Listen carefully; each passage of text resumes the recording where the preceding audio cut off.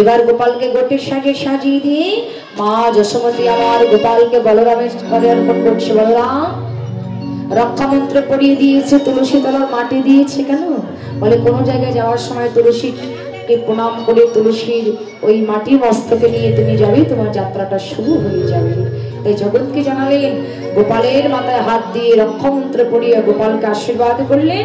আশীর্বাদ করে গোপাল বলরামের করে গোপালকে অল্প করে বলরামকে ডেকে বলছে, বলরাম নিজের ভাই মনে করবে যেন পর মনে করো না। আহা আমার গোপাল দণ্ডে 10 বার খাই। বলরাম আমার গোপালকে তোর কাছে দিলাম বাবা, নিজের ভাই মনে করবি যেন পর মনে করবি না। সকাল সকাল ঘরে আসবি, বেশি দেরি করবি না। এই বলে গোপালকে সাজিয়ে দিয়ে বলরামের করে অর্পণ করে এবার সকল রাখালগণ মায়ের চরণে প্রণাম করে আমার গোচরণে যাচ্ছে। ঘটে চলে যদুমণি উঠিল মঙ্গল ধ্বনি,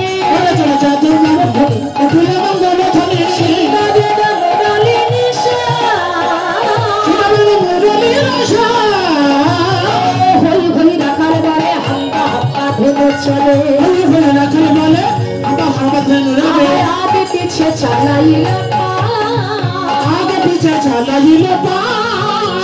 नेचे नेचे चलेছে ভাইকে সঙ্গে নিয়ে নেচে নেচে চলেছে।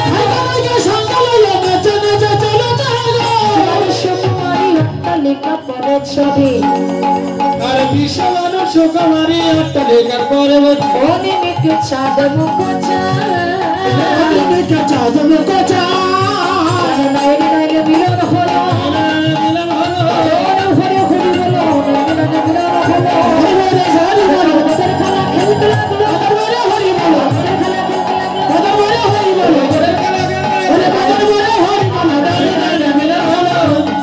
মিলন হলো